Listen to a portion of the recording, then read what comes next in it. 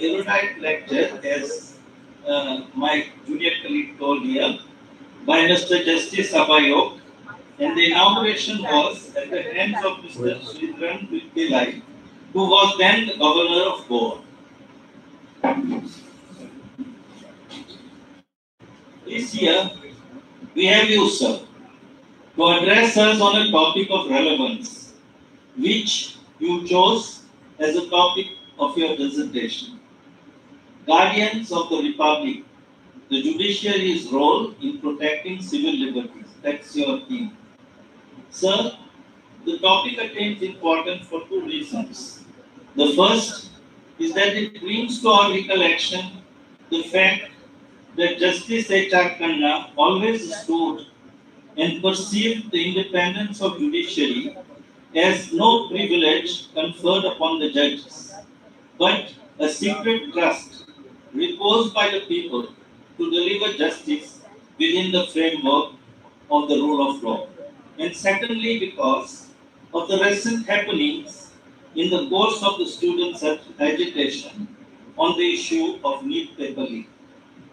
Mr. Justice A.P. Shah is known to many of us, at least the seniors present here, who had the privilege of appearing before Mr. Justice Shah when he sat here and delivered justice within the framework of what Justice H.R. Khanna professed and practiced.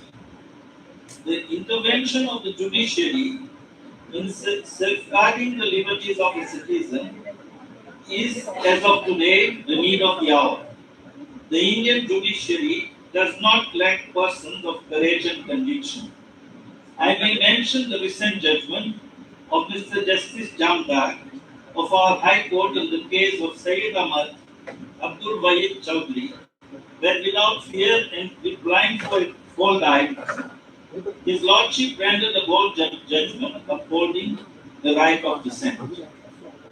Having said this, I don't want to detain you further, as you all must be eager to hear Mr. Justice A.P. Shah, who has obliged us and has come all the way from Pune, leaving behind his busy schedule, which he still has after retirement, to tell us his insights and experience as a judge.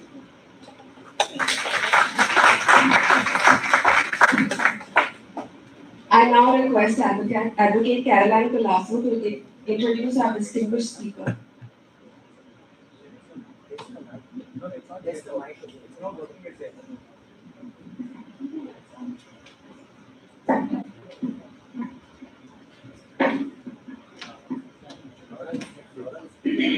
Honorable Mr. Justice Ajit Prakash Shah is one of India's most respected jurists and a champion of progressive constitutionalism. Honorable Mr. Justice Shah served as a judge of the Bombay High Court and later as Chief Justice of Madras and Delhi High Courts. He delivered some of the most prominent judgments ranging across diverse issues. We all remember the decriminalization of Section 377 verdict, but there are others that were equally memorable. Applicability of RTI to the office of the CJI on issues of environment and ecology, protection of disabled persons, laws related to women, child labor, contract labor, slum dwellers, HIV-affected persons, amongst others. What set him apart, though, is his extraordinary and consistent sensitivity to the rights of the poor, the weak, and the marginalized. After his retirement, he headed the 20th Law Commission of India from 2013 to 2015, which submitted a total of 19 reports, including on electoral reforms, eliminating discrimination against persons affected by leprosy, and the death penalty. His reports on commercial courts and amendments to the Arbitration and Conciliation Act have been accepted by the government and was enacted into law in 2015. He has also served as a member in the expert committee of the International Labour Organization for implementation of the ILO conventions by member countries from 2014 to 2016. He is also nominated as a commissioner in the International Commission of Jurists. He has been associated for long with many non-governmental organizations and movements across the country, as well as participated in people's tribunals on various human rights issues in India and abroad, including communal rights in Delhi and Kandhamal. He has served on the Ethics Committee, advising various bodies such as the Baba Atomic Research Center, as well as many national sports bodies. The void he left behind on his retirement was indicative of the fact that marking his retirement as Chief Justice of the Delhi High Court, an umbrella of more than 15 human rights organizations, representatives of people's movements, and academicians got together to celebrate not just him, but the inspiring legacy he left behind, which will, and Justice Shah will remain a beacon for the judiciary in this country to emulate in the years to come.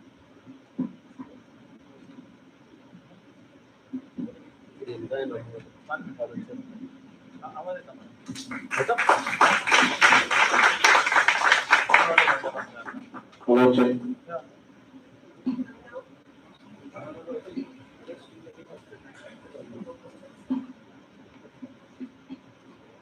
I now respectfully invite Honorable Mr. Justice A.B. Shah to deliver the memorial lecture.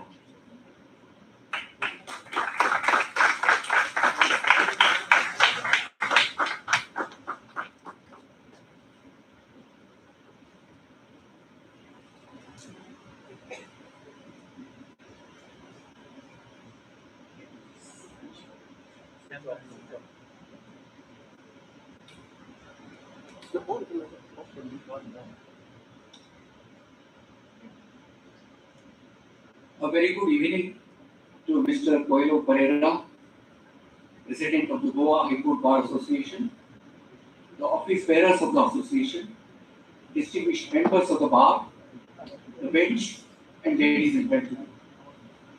Thank you for the invitation to this memorial lecture in the name of a judge whose name will forever be etched in the memory, is as synonymous with the idea of constitutionalism and the rule of law.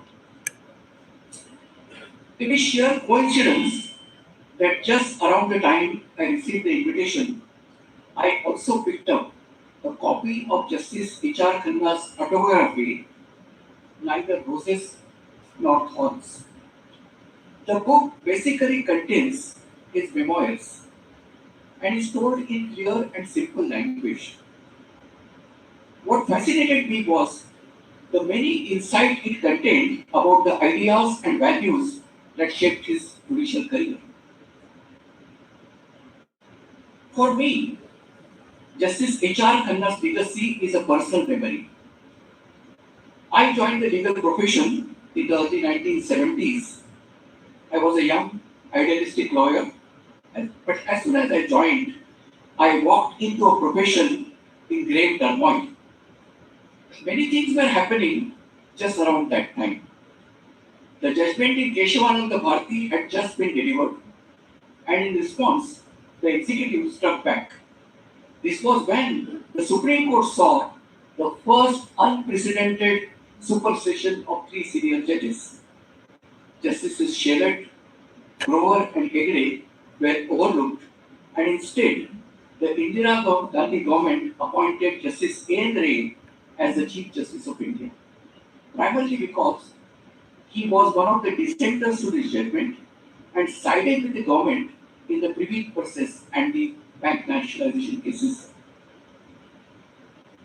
As a young lawyer in Maharashtra, I saw the consequences of this firsthand when India's darkest hour, the emergency, was declared. While questions of executive exigencies were there, I also witnessed the collapse of a last section of legal fraternity. So many judges and lawyers began aligning with the government, even holding conferences to praise the Prime Minister's 20-point program, which was nothing but a political tool to justify the emergency.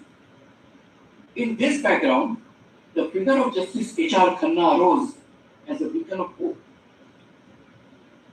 Here, if you consider the historical basis for the idea of Indian Republic, especially during the Constituent Assembly's debates, our courts were conceived in an entirely different spirit.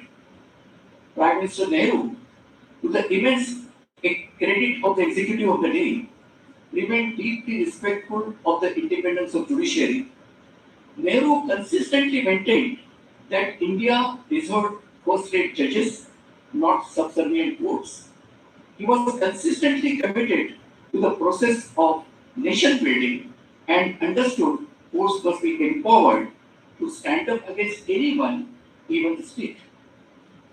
As a result, in early decades, the Chief Justices of India were much more powerful, enjoying virtually a veto in judicial appointments, relatively unconcerned about the political influence.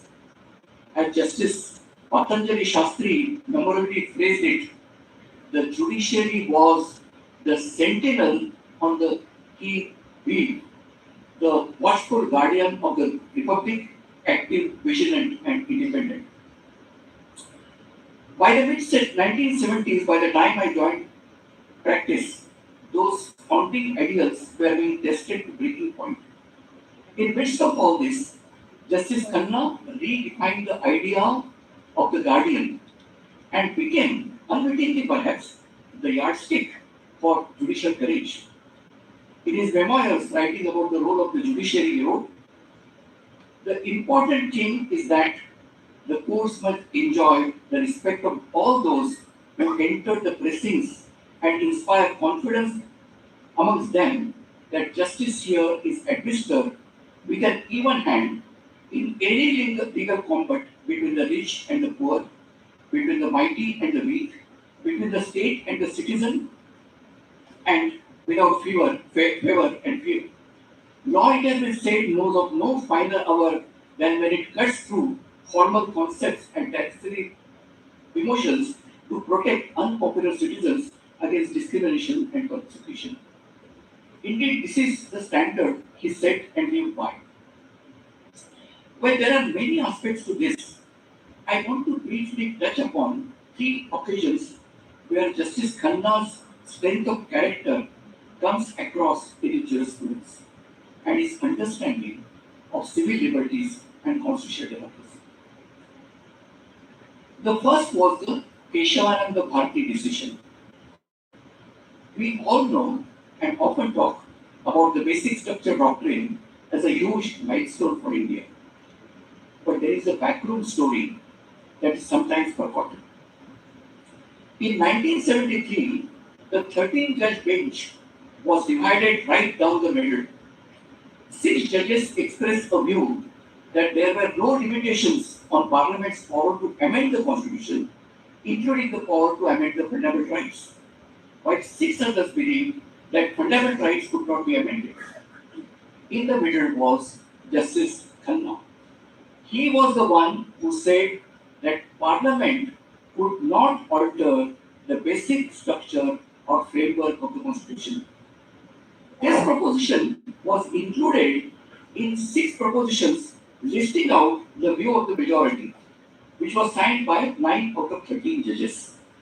There was a debate that even the other judges agreed with Justice Khanna, but Justice Khanna's phrasing became the law as an administrative chance, or as Palkhiwala put it, quirk of fate.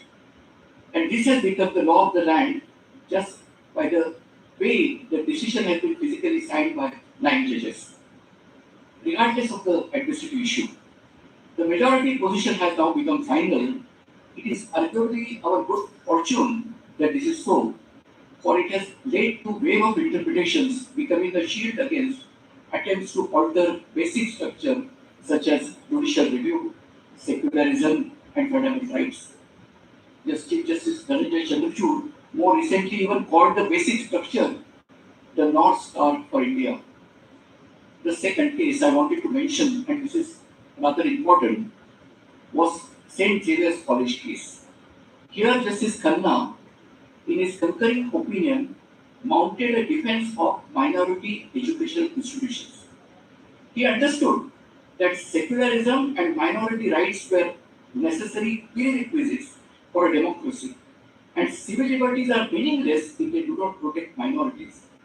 This is the rationale of the fundamental rights contained in Articles 25 to 30, which preserve the rights of religious and linguistic minorities amidst political vagaries. Finally, of course, one cannot speak of his legacy and not mention ADM Jabalpur case. For context, I see many young juniors and the college students. I must tell you the context. You will appreciate that emergency was an indescribably dark period for India and Indians. The intelligentsia had been all but silenced, with thousands and thousands of people jailed for no reason. These included political opponents, activists, journalists, and many others. After the emergency was declared on 26 June 1975, the following day, a presidential order suspended the rights of all detainees to enforce any rights under Articles 14, 21, and 22. Right under Article 19 was already automatically suspended. At that period, the question emerged as to whether such detainees would approach high courts under Article 226 for habeas corpus.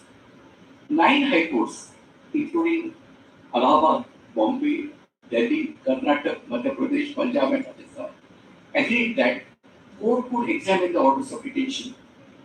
The various state governments and the Union of India then appealed to the Supreme Court. A bench of 5 judges was constituted to hear this case. Besides Chief Justice K. Ray, the bench comprised Justice M.H. Bain, Justice Y.V. Chandrachud, Justice P.N. Bhagwati, and Justice H.R. Khanna. What stands out in this bench is that all the judges were destined to become Chief Justices of India for short or long terms by virtue of seniority. At the hearing, Justice Khanna pointedly asked the Attorney General as to whether any remedy was available, say if a police officer, for reasons of personal enmity, detained or even killed a man. The Attorney General, while admitting that it shocked his conscience to say, declared that there would be no judicial remedy in such a case as long as the emergency exists. We all know about Justice Khanna's known and historic dissent. The essence of the dissent was that life and liberty existed before the Constitution came into existence, inherent in the idea of humanity itself. His dissent was eloquent, wise, and courageous, for no one else on the bench had the gumption to point out this universal truth. Interestingly, he was extremely perceptive of the consequences of his dissent. The night before he delivered the judgment, he told his wife and sister that his judgment would cost him the Chief Justiceship. The superstition followed. He also faced public isolation. He was persona non grata at official dinners. A minister staying opposite his office once invited all Supreme Court judges except him. Acquaintances avoided him at public functions, but he bore all this with grace. When he resigned, he delivered a memorable farewell address before the Supreme Court bar, which is worth reading. You will find it on the internet.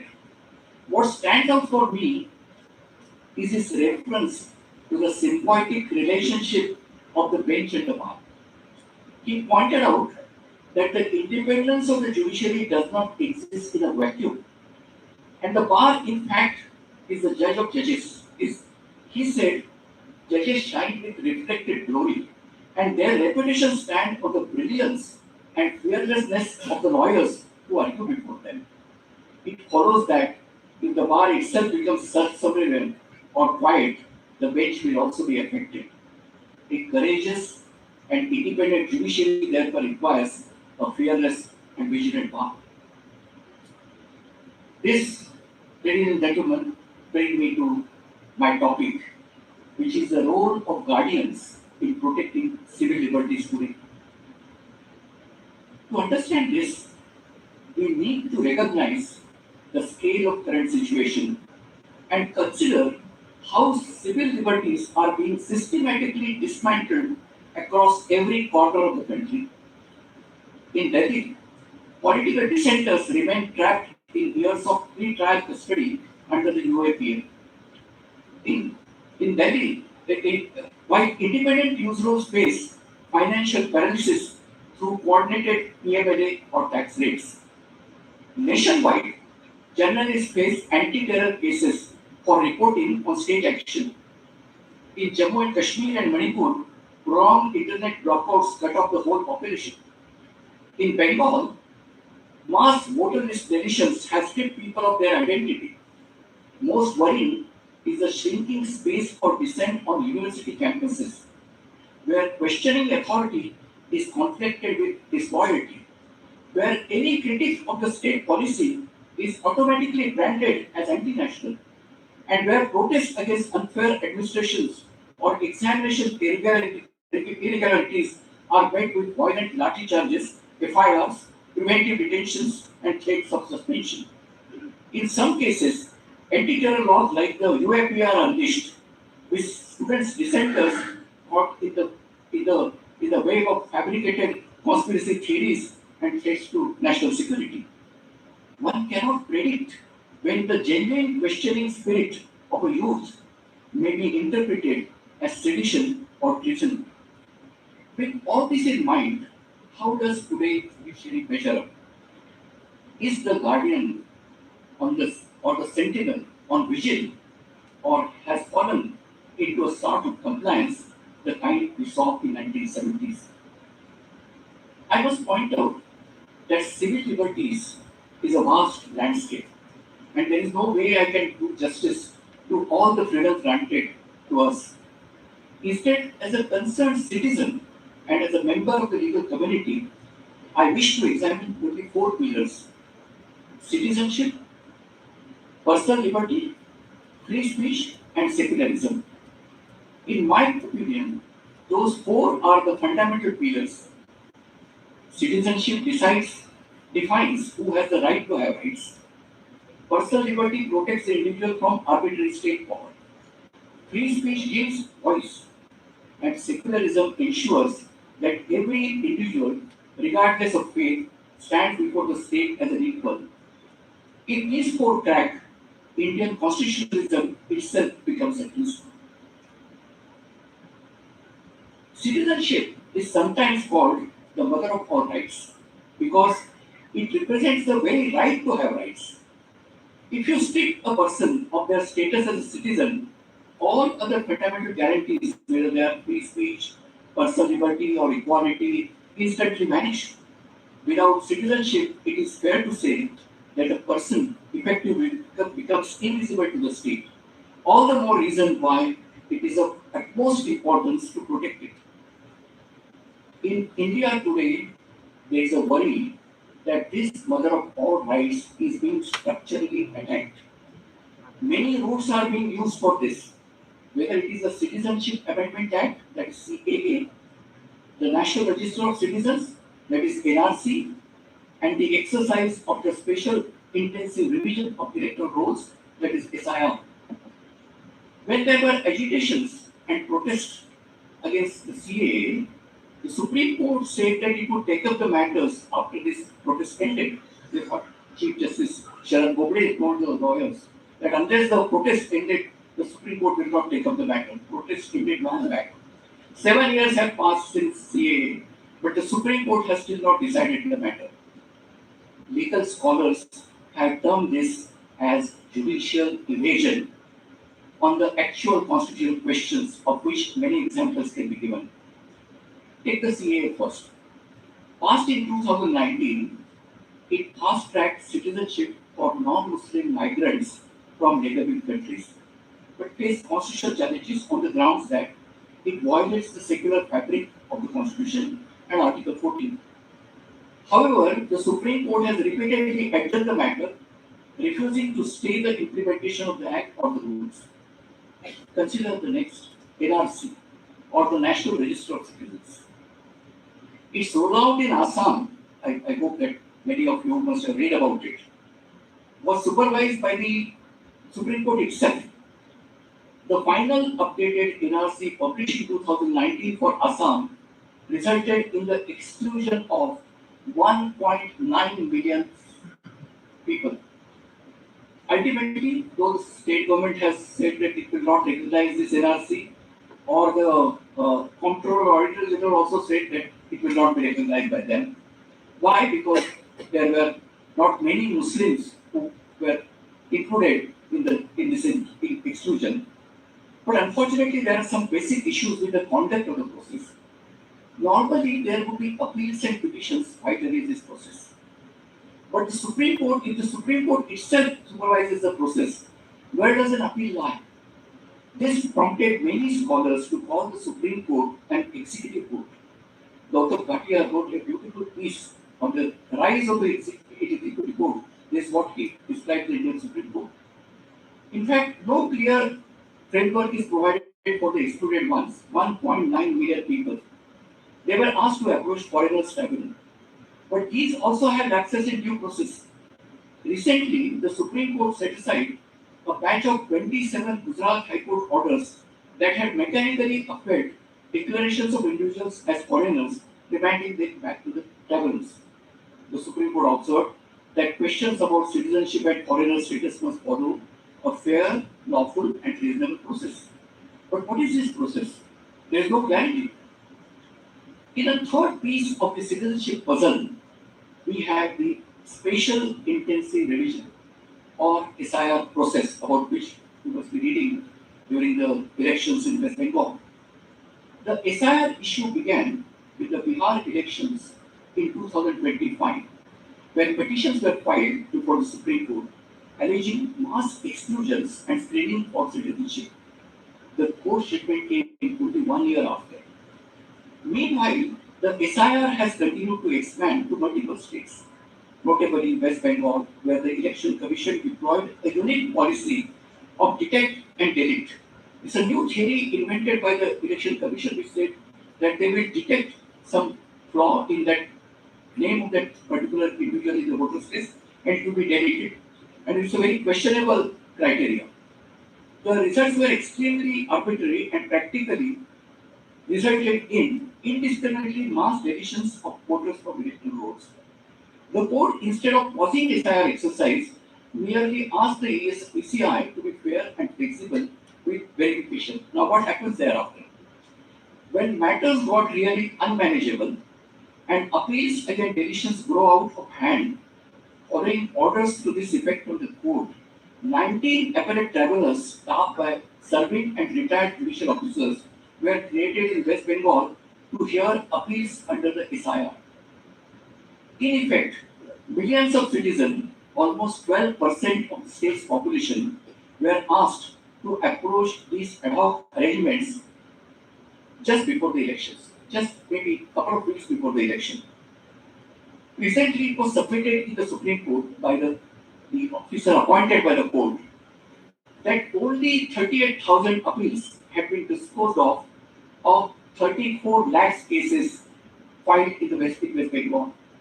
A former Calcutta High Court Chief Justice appointed on the SIR tribunal, who eventually resigned, said it would take 4 years for clearing the Kolkata appeals only.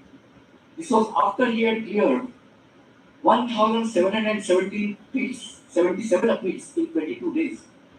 He accepted all the appeals, or not a single appeal was dismissed. So what is the situation we are in today? Lakhs of appeals are not decided. There is no deadline for the cases to be decided, and no interim voting rights granted to those whose appeals remain pending during the elections. In May 2026, in its judgment, the court upheld the validity of the SIR process.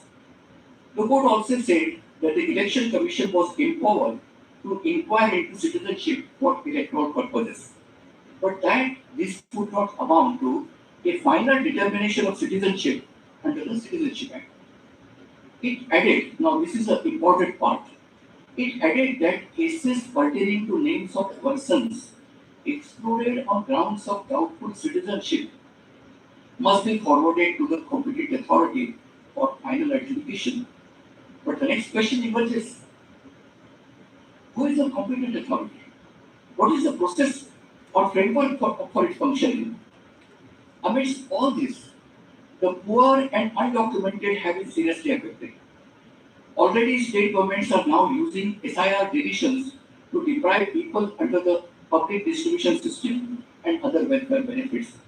So even if the Supreme Court maintains that voters list deletion does not amount to loss of citizenship, where does someone whose access to welfare, basic welfare has been cut off, turn to? The latest clarification, now this is very interesting because all of you hold passports, because there are hardly 6.7% people who hold passports. Now the latest clarification is that the passport is not a proof of your citizenship.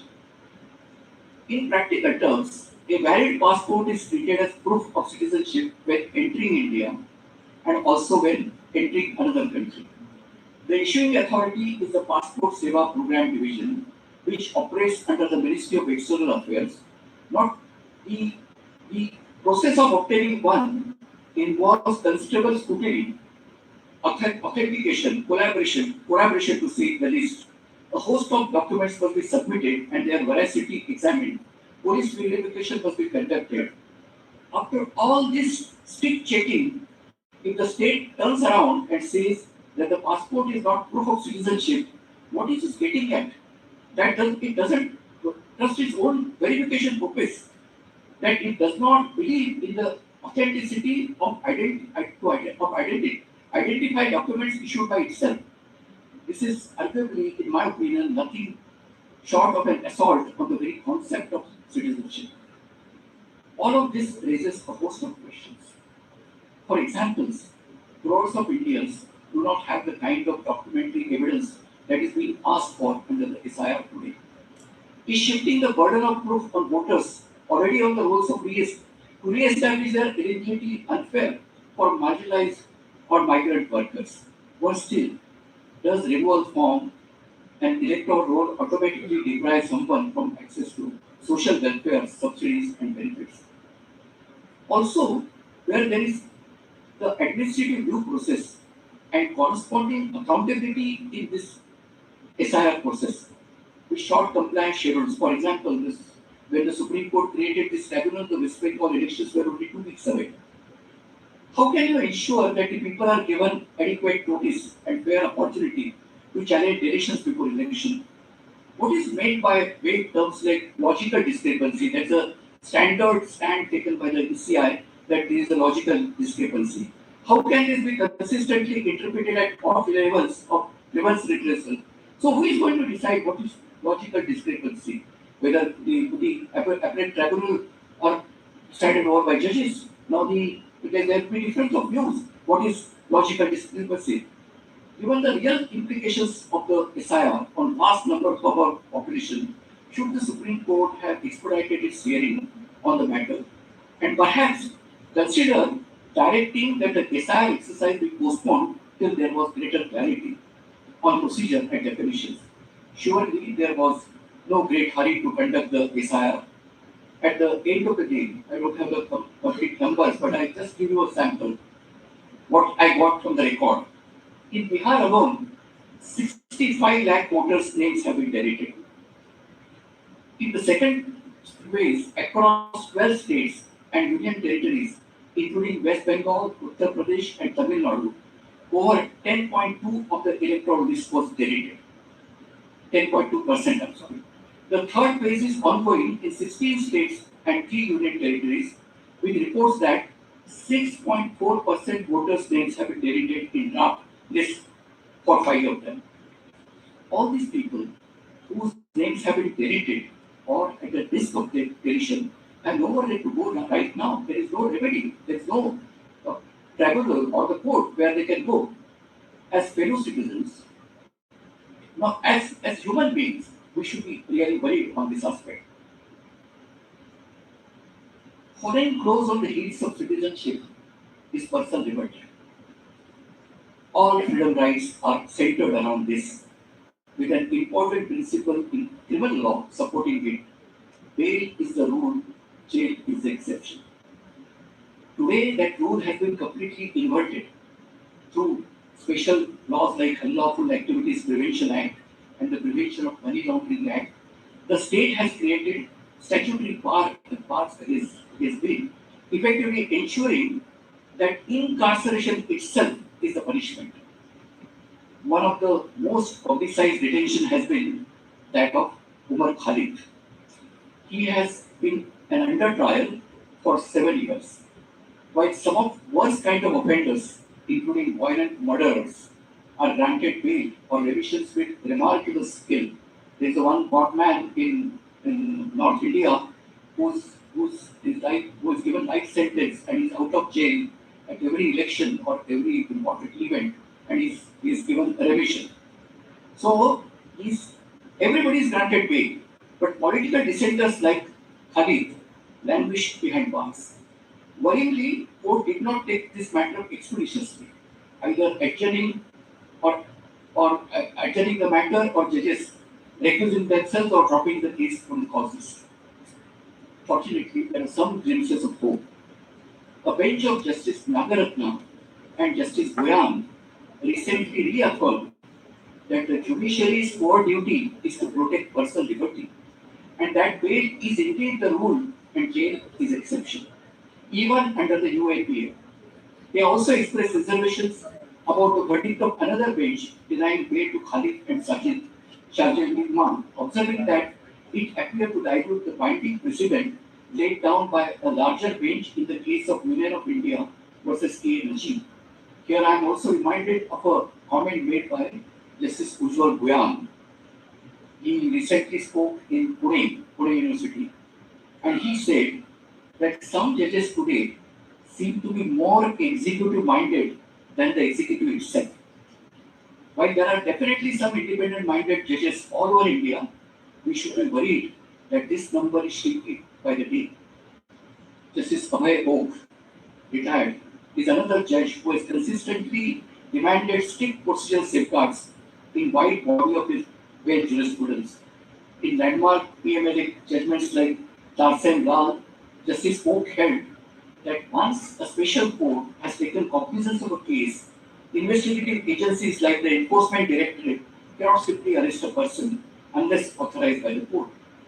But also the Supreme Court's word, the Nagaratna and Ujjwal Goyan judgment, there is no guarantee that this is a final word. Our personal liberties vigilantly guarded as they ought to be? I remain very concerned on this. Next, I want to touch upon another aspect that appears to be a threat to the rule of law, which is the use of extrajudicial tools like bulldozer politics and encounter killings. The bulldozer today is a symbol of power, wielded without legal sanction and authority. Here the state acts as all-in-one: investigators, prosecutors, judge and executioner, and uses literally bulldozers to flatten the homes of accused individuals without trial.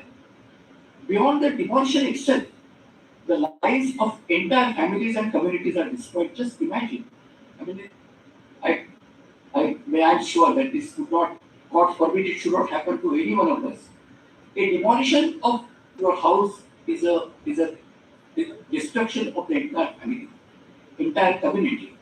And there are very few cases, I must tell you, that there are lakhs of houses are demolished with this bulldozer justice. Very few people could get the relief. I'll give the numbers. From 2019 to 2023, there was an increase of 379% of forced demolition related evictions. 89% of homes demolished in 2022 and 2023 belong to either Muslims, scheduled tribes, scheduled caste, or other backward classes. The Supreme Court did take some action, issuing pan-India guidelines to halt arbitrary demolitions requiring prior notice and accountability. Chief Justice Bhushan Doi gave this judgment and he speaks about it quite often, frequently. But states continue to defy these directions with impunity. So there is a guideline by the Supreme Court which is violated with impunity by many states. Recently, when hearing a batch of contempt petitions alleging that state authorities had flouted directions on arbitrary demolition, the court remitted the case back to the respective high courts, directing them to decide the case within 4 months without recording any opinion on merits. This is despite counsel arguing that victims were picked and chosen.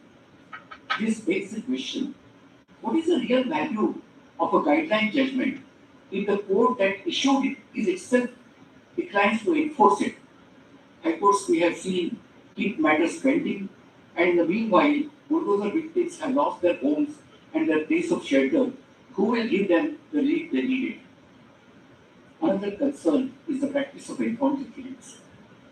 The Uttar Pradesh government in October 2025 presently issued a statement that since the Chief Minister took charge in 2017, there had been over 15,000 encounters and 256 deaths in the state. This reminds me when I was a judge in the Bombay High Court. I ordered an inquiry into 3 such sample cases, and a principal judge of the City Civil Court presented a detailed report clarifying or confirming the suspicions that these so-called encounters were fake. The matter eventually went to the Supreme Court, which in 2014 laid down 16 principles of encounters in PUCL versus State of Maharashtra. But encounter killings still continue, and encounter specialists are even terrified today. Sometimes, you are aware of this recent development in Telangana, in Maharashtra, and many other places. What happens is there is a massive public anger and outrage, with people paying for public lynchings and such like. Some encounters happen in such cases also. Occasionally, there are vigilant judges who inquire further. Notices are issued. Then what happens is that the state governments, in order to escape liability, appoint a judicial commission, usually with a retired judge. And invariably, that commission gives a clean sheet to the enforcement official, even though facts of the encounter speak for themselves. You can read the facts of an encounter, and anyone with a simple common sense would be convinced that this is all fake. But still, they escape the liability and they are given clean sheet. There are some exceptions, I must tell you, that like Justice Sirpurkar Commission, appointed by the Supreme Court, not by the state government, which found fault with 10 police officers in a case in Telangana. I recall there was a rape and murder of a doctor, and then there was a huge public uproar. So 4 people were arrested. They said that they have taken to some collection of evidence, something, and they were all shot dead. So there, Justice Sirpurkar has implicated 10 police officers for intentional killings of the accused. Now, Telangana High Court has taken this report. The matter is not even taken up till now. So all this collectively begs an important question. I'm putting this question before you. If the rule of law is to be replaced by bulldozers, encounter squads, and government commissions, what role do courts and judges play? Why do we need judiciary if this is to be replaced by these encounter squads and bulldozers? Now I come to the next aspect, which is again very important, that is free speech. This is aspect of civil liberties considered the condition of free speech today. Historically, the Supreme Court has upheld the idea that the freedom of speech and expression is closely linked to democratic ideals and that free political discussion facilitates public education and enables the proper functioning of the court. It has highlighted the importance of respect for and tolerance of a diversity of viewpoints for sustaining a democratic society. It has also implicitly held that the state cannot prevent open discussion regardless of how hateful such discussion was to the state's policies. Surely, the best way to counter criticism is not to shut it down, but to engage with and respond to the speaker. But this seems to have been forgotten by the powers that be in our country today. Unfortunately, today, all kinds of laws and tools are being used against activists, dissenters, political cartoonists to silence and harass them. If a collective of young persons demands the resignation of a politician demanding accountability, they face criminal FIRs and lathi charges. If media houses are critical of the incumbent government, they are slapped with tax cases and financial scrutiny.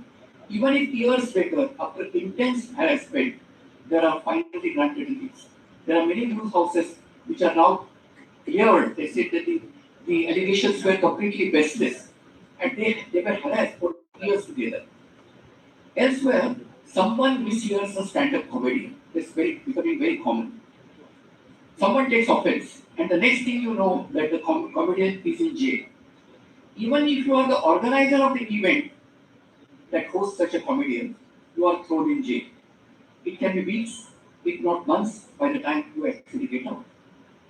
Citizens are routinely deprived of basic communication whenever the government perceives a threat to itself. And internet shutdowns have become quotidian affairs. Ask residents of Jammu and Kashmir and Manipur.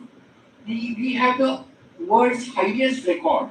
It should be always remain in Guinness Book of Record that we have the highest number of internet shutdowns in this country. Even in Delhi, recently mobile networks were shut down for a while.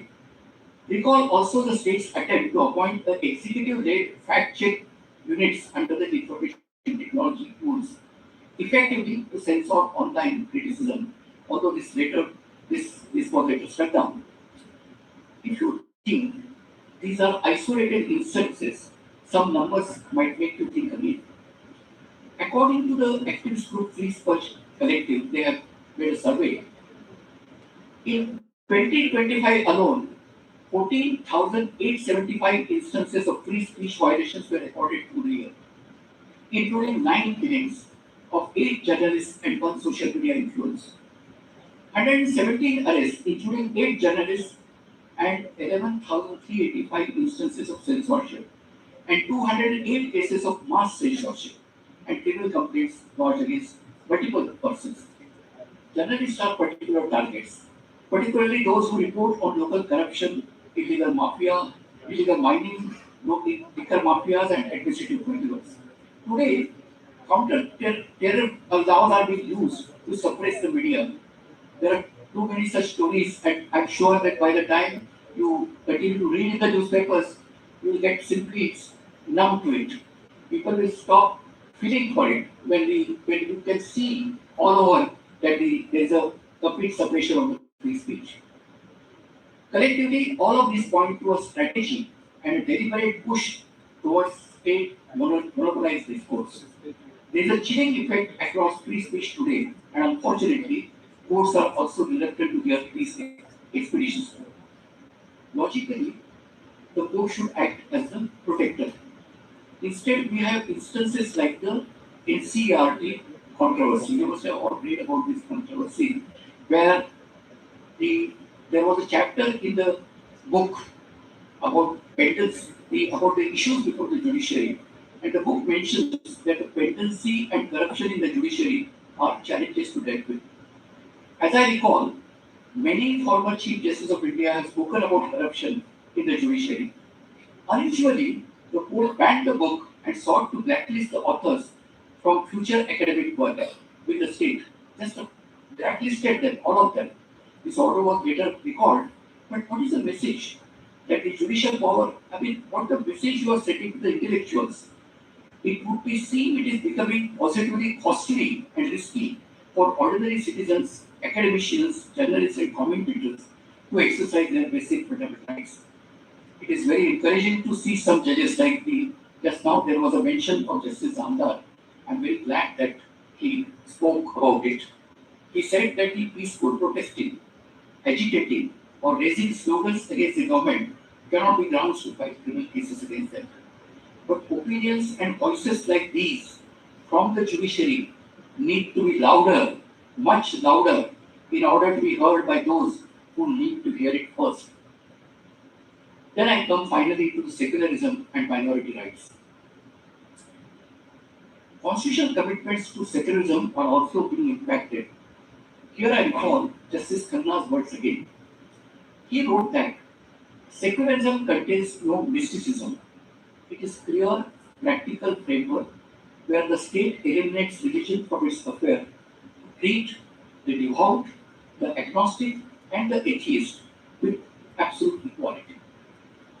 But what does secularism mean today? Is there a bias toward majoritarian sentiments in the guise of maintaining public order?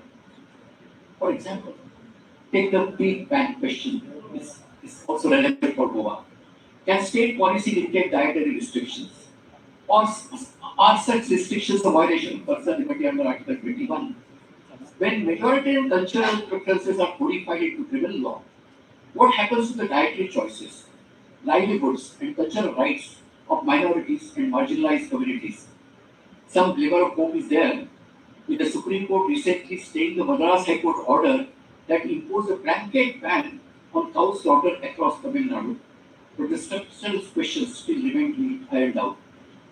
Another facet of this can be seen in the proliferation of state law on anti-conversion. I don't know whether you have seen, any one of you has seen what is anti-conversion law. These are enacted in Uttar Pradesh, Madhya Pradesh, and Gujarat. They share common features. What are the significant provisions?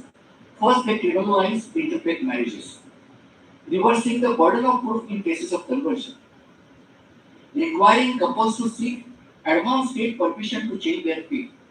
So, if there is an interfaith marriage, you have to apply to the state government, to the collector first, to seek his prior permission to enter into a matrimony, and even allowing third-party relatives to file non-bearable criminal complaints. So, if there is an interfaith marriage, then anyone from the family can file criminal complaints against the couple, and there would be email or couple or those supported the marriage. There is enough evidence on the ground that these laws being abused by vigilante groups. With the popular imagination, love jihad, I have heard so much about it. So if you see the facts and figures, I'm seriously questioning, what is the really proof of this so-called love jihad? But and what we are doing is we are separating the consenting adults. But we have not definitive decision on this. These matters are pending in various high courts and also in the Supreme Court for last, I think, around 5 to 6 years. These matters are not touched at all. Now, another aspect is the fate of the places of worship, Special Provisions Act 1991. This act was enacted after that Ayodhya, the demolition and Babri Masjid demolition. So what this act does is, it freezes the religious character of all places of worship as they stood on October 15, 1947. So all structures, whatever, it's a Gurudwara, it is a Gurudwara, it went to be Gurudwara. If it's a temple, it's going to be temple. It's going to be masjid, it's going to be masjid. So the law is that it would retain that character. The Ayodhya case was an exception, which is provided in the act itself. Now, the sanctity of this law was upheld, not only upheld, but it was lauded in Ayodhya judgment. With the idea was that we should prohibit courts from entertaining claims based on historical grievances. How long we are going to have these communal disputes? This country has to make some progress, or we are going to be still be fully employed in just communal disputes on temples or masjids or such religious places. Now, this happened in Ayodhya judgment. However, the Supreme Court itself abruptly altered this position soon after by allowing a survey of the Gyan Babi Masjid in Varanasi. I believe that the judge who wrote this Ayodhya judgment, and it's a well-known fact who wrote that judgment, also passed this order on Gyan Babi temple, who wrote that this is a constitutional principle that the Places of Worship Act has to be respected. Now, the court noted that ascertaining the religious character of a place of worship was not part by the act. So this created a procedural loophole, as now people could ask for excavations, surveys to search for original structures. This has given birth to a spate of communal litigation. I can give two examples, like the Gyalwappi Shahi Jama Masjid in Hon'ble and the Ajmer Sharif Dargah. All are cases in point. Unfortunately, in Hon'ble, there was a huge violence and many people lost their lives. Currently, the matter is precariously poised. The Supreme Court has stayed all further survey-related suits and is hearing a challenge to the constitutionality of the Places of Worship Act. Another dimension can be seen in cases involving questions of religious identity. I was really at pain when I read this judgment of the Karnataka division bench and a single judge, because there is a split judgment on this. There was a question. This is called Hazab case. It's just a kerchief to be. It's a traditional ritual for Muslim girls. Now the question was, this was banned. This was, according to me, the simple question of right to education and right to dignity. But after discussing issues of discipline and uniformity, the court upheld the state's position. In a secular democracy, a classroom would be where a child learns to live with diversity rather than shape difference. It must be noted that, as I said, that the Supreme Court is strict on this issue, and in the meantime, the government changed in Karnataka, and this law is vacated. But similar judgment has gone from the Bombay High Court to the Supreme Court. Considering all the facts, I just will have some concluding remarks. I have mentioned so far citizenship, personal liberty, free speech, and secularism. I am concerned as to whether the Supreme Court is not playing its role as a countermeasure and check as it was meant to be as seriously as before. The first thing that stands out is what scholars term as judicial evasion. Major constitutional challenges have been brought before the court on all these aspects of civil liberties. The validity of the CAA, the various state laws, anti-conversion laws, deletion of voters, bulldozer politics. But these cases end up in languishing the judicial system, either due to the court not taking the matter in time or redirecting petitioners back to lower courts or tribunals for some other reason. By the time the matter actually gets taken up, maybe years afterwards, it is though fate accompanied has been handed to the state. Take for example demonetization. That will take 8 years after the demonetization. Now whatever is the result, it has the policy, such policy and laws under question, they become so embedded in the system that striking it down might become impossible or even irrelevant. Finally, the judiciary failing to protect pluralism in India today? Is a question we should ask. Besides cases themselves, the language of individual judges is also changing. Take for example, a judge of the Allahabad High Court, who has since resigned, who besides using derogatory and vile language against the Muslim minority in a public function, declared that India must function according to the wishes of the majority and not according to the constitution. Similarly, a sitting judge of the Madras High Court has also reportedly frequently used language reflective of communal biases. Elsewhere, a Karnataka High Court judge referred to a locality in Bengaluru as Mini Pakistan. The Chief Justice of the Madras High Court at a national law school recently suggested that law students should return to their roots and study Sanskrit. Even if they are dismissed as casual observations, these remarks are not mere slips of the tongue. There is also a matter of public spectacle, and I want to mention this.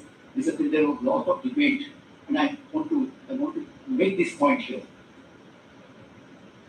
Faith is private, but the publicity given to the Ganpati Puja celebrations at the residence of a former Chief Justice of India in the Prime Minister's presence blurs the line between personal belief and constitutional office, as well as the separation of powers between the executive and judiciary.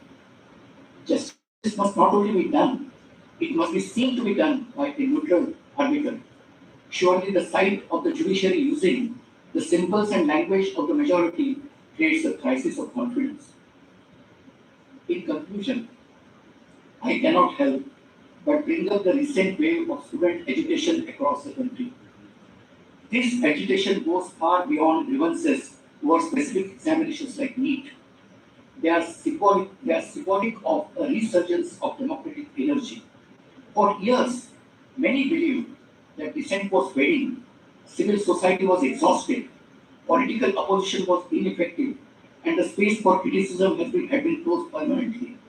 While these young citizens have shown that the democratic spirit in India is still very much thriving, protests were peaceful and principled, with reasonable demands for transparency, accountability, and fairness to the state.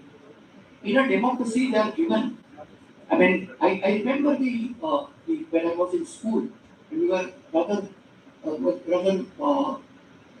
surprised. Lal Bahadur Shastri was the railway minister, and there was a train accident, and railway minister there was loss of lives. So railway ministers were directly concerned with the railway accident happened at that time.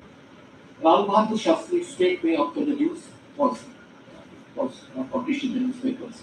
He went to Jawaharlal Nehru and tendered his resignation. So that is a given thing in a democracy. There has to be some accountability at some level. So if the youth demands the accountability, they are not wrong. They have every right to demand accountability in any democracy. I would be amiss not to mention the Supreme Court's recent interim orders on the Jantar Mantar demonstrations, where the court held that the right to peaceful protest is a constitutional guarantee that cannot be met with arbitrary state force. Among other things, the court acknowledged the need for a fair and independent investigation into the allegations of injuries during the protest, even suggesting that a special investigation team might be constituted for this purpose. More significantly, the court directed that no coercive steps be taken against students, provided they have no criminal antecedents, and that personal information and digital data of protesters must not be published for now. So what is happening is now there is the indication that there would be action against those who shown those records. You not understood this new generation. Perhaps it's beyond some actors said that she used some draft words to describe the youth of India. But anyway, this is a welcome order, and it's beside the kind of intellectual leadership we need from our judges. By recognizing that the streets, remember, streets, courtrooms, and parliament are all complementary pillars of a living society. The streets are not, you cannot ousted the agitations in the street. To return to what I begin with, Justice Khanna's legacy here becomes important. His career and jurisprudence offer a blueprint for how the legal system rescues its own soul. The health of a constitution rests on whether the legal community possesses the collective spine to stand between the state and the individual. As I touched upon before, this is not the duty of the bench alone. Both the bench and the bar have a role to play. Judges do not need to become heroic activists. They simply need to focus on doing their job independently and fearlessly, maintaining fidelity to the rule of law, principles of natural justice, and constitutional morality. Our future depends on the choices we make today. This moment calls upon both the bench and the bar to step outside their comfort zone and reclaim their role as guardians of the Republic to ensure that the promise of Indian democracy remains secure, vibrant, and enduring for generations to come. Thank you.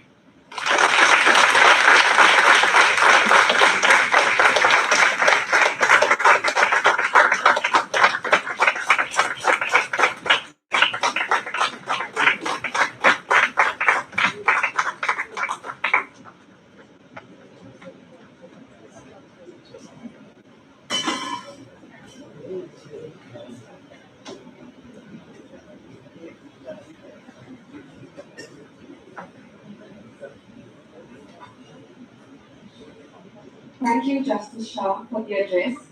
You have articulated a subject of profound importance to our constitutional democracy at a time when the preservation of our constitutional values and civil liberties assumes great significance. Your Lordship's reflection on the role of the judiciary have both been timely and invaluable. The address has provided all of us with much to reflect upon. Thank you, sir, once again.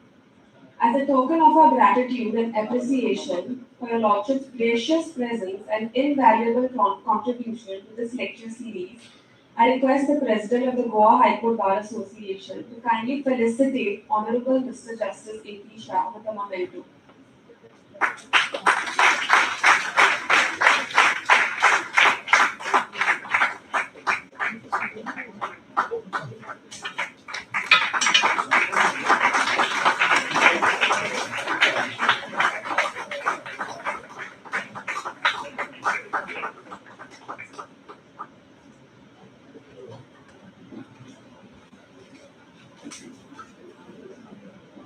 To propose the vote of thanks, I invite Trustee Laroy.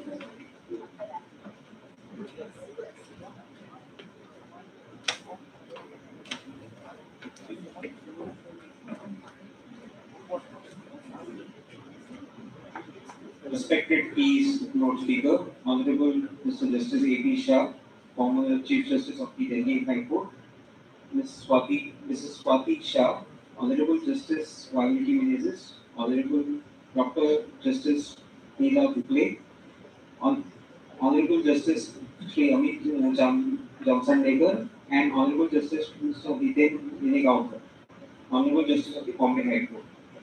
Learned Advocate General of the State of Goa, Mr. Senior Advocate Mr. Devidas Pango, respected retired judges present today, senior counsels, advocate colleagues, students of various law colleges, distinguished guests, ladies and gentlemen.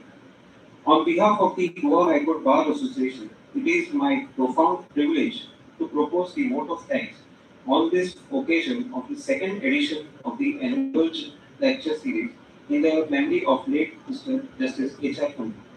First and foremost, we extend our deepest gratitude to our revered speaker, Honorable Mr. Justice A.P. Shah, for gracing us with your august presence and for your enlightening address on Guardians of the Republic, the judiciary's role in protecting the civil liberties.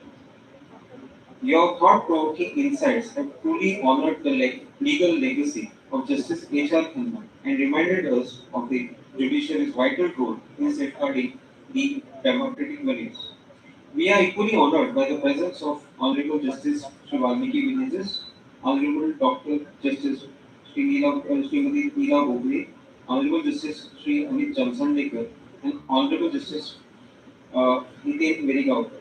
Your collective presence elevates the importance of this event and inspires us all. We also express a sincere appreciation and respect to the esteemed retired judges who have graced this function. Your continued commitment to the legal fraternity remains a guiding light for all of us. We offer our heartfelt thanks to our senior counsels and the advocate colleagues. Your steadfast support, active participation, and commitment to the Bar Association make events like this a grand success. A special word of appreciation also goes to the law college students in attendance today. Your enthusiastic participation is commendable and engaging, and such profound judicial thought will undoubtedly shape your journey as future legal minds.